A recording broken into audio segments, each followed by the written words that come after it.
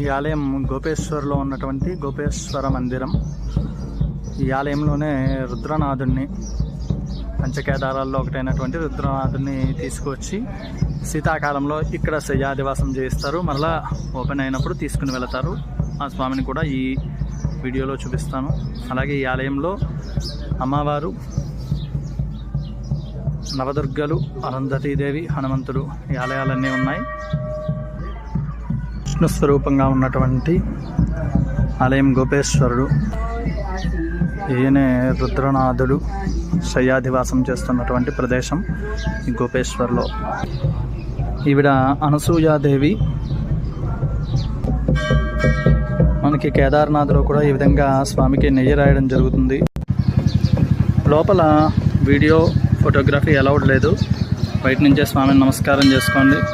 Survey జనా సుఖినో భవంతు.